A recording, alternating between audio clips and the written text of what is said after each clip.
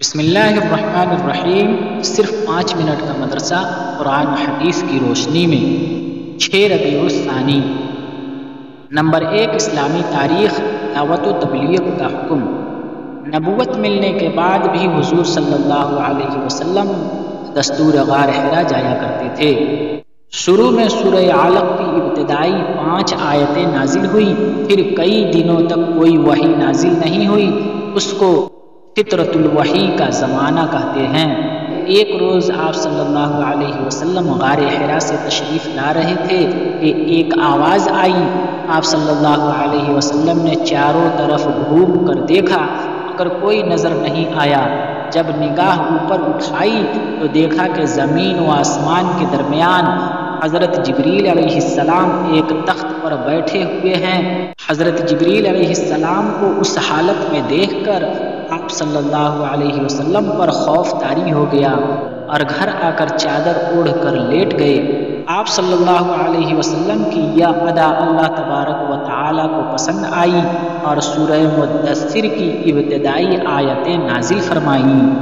اے کپڑے میں لپٹنے والے، کھڑے ہو جائیے اور لوگوں کو ڈرائیے، اپنے پروردگار کی بڑائی بیان کیجیے اور اپنے کپڑوں کو پاک و صاف رکھیے، ہر قسم کی ناپاکی سے دور رہیے۔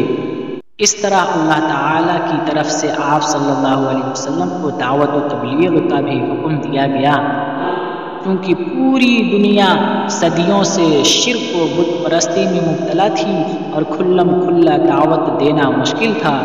اس لیے شروع میں پوشیدہ طور پر آپ صلی اللہ علیہ وسلم نے اسلام کی دعوت دینا شروع کی۔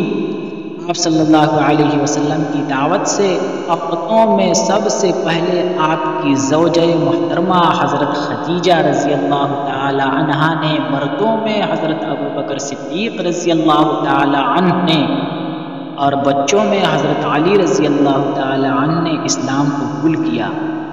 نمبر 2، حضور صلی اللہ علیہ وسلم کا معجزہ، حضرت حنظلہ رضی اللہ تعالی عنہ کے حق میں دعا۔ حضرت حنظلہ رضی اللہ تعالی عنہ کے سر پر بچپن میں آپ صلی اللہ علیہ وسلم نے ہاتھ پھیرا اور ان کے حق میں دعا فرمائی تھی۔ چنانچہ اس دعا کی برکت یہ ہوئی کہ اگر کسی آدمی یا جانور کے بدن میں تکلیف ہوتی تو اس کو حضرت حنظلہ رضی اللہ تعالی عنہ کے پاس لے آتے۔ حضرت حنظلہ رضی اللہ تعالی عنہ اپنے ہاتھ میں تھوڑا سا تھوک لیتے اور اپنے سر پر رکھ کر یہ کہتے، بسم اللہ علی اثر ید رسول اللہ صلی اللہ علیہ وسلم۔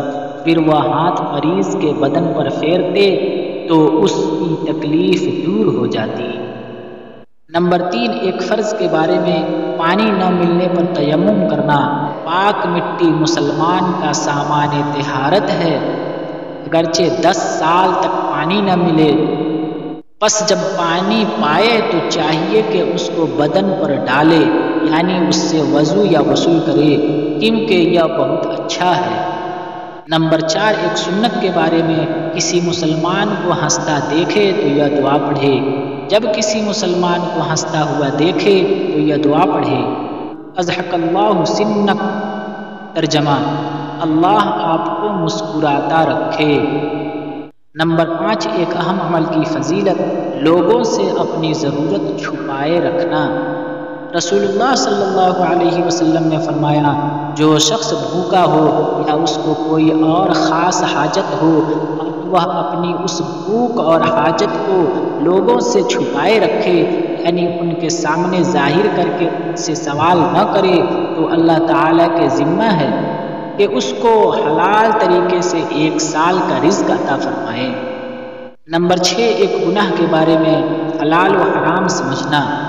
قرآن میں اللہ تعالیٰ فرماتا ہے، اے ایمان والو، اللہ تعالیٰ نے تمہارے لیے جو پاک و لذیذ چیزیں حلال کی ہیں ان کو اپنے اوپر حرام نہ کیا کرو اور شرعی حدود سے آگے مت بڑھو، بے شک اللہ تعالیٰ حد سے آگے بڑھنے والوں کو پسند نہیں کرتا۔ نمبر 7، دنیا کے بارے میں، نعمت عطا کرنے میں اللہ تعالیٰ کا قانون۔ قرآن میں اللہ تعالیٰ فرماتا ہے، اللہ جب کسی قوم کو کوئی نعمت عطا کرتا ہے تو اس نعمت کو اس وقت تک نہیں بدلتا جب تک وہ لوگ خود اپنی حالت کو نہ بدلیں۔ یقیناً اللہ تعالیٰ بڑا سننے والا اور جاننے والا ہے۔ نمبر 8، آخرت کے بارے میں قیامت کن لوگوں پر آئے گی؟ رسول اللہ صلی اللہ علیہ وسلم نے فرمایا، قیامت صرف بدترین لوگوں پر ہی آئے گی۔ فائدہ: جب تک اس دنیا میں ایک آدمی بھی اللہ کا نام لینے والا زندہ رہے گا اس وقت تک دنیا کا نظام چلتا رہے گا، لیکن جب اللہ کا نام لینے والا کوئی نہ رہے گا اور صرف بدترین اور برے لوگ ہی رہ جائیں گے تو اس وقت قیامت قائم کی جائے گی۔ نمبر 9، قرآن سے علاج، معوذتین سے بیماری کا علاج۔ حضرت عائشہ صدیقہ رضی اللہ تعالی عنہا فرماتی ہیں کہ رسول اللہ صلی اللہ علیہ وسلم جب بیمار ہوتے تو معوذتین یعنی قل اعوذ برب الفلق اور قل اعوذ برب الناس پڑھ کر اپنے اوپر دم کر لیا کرتے تھے۔ نمبر 10، نبی صلی اللہ علیہ وسلم کی نصیحت۔ رسول اللہ صلی اللہ علیہ وسلم نے فرمایا، اگر کسی سے ملنے جاؤ تو اندر داخل ہونے سے پہلے 3 مرتبہ اجازت طلب کرو، اگر اجازت مل جائے تو ٹھیک ہے ورنہ واپس لوٹ جاؤ۔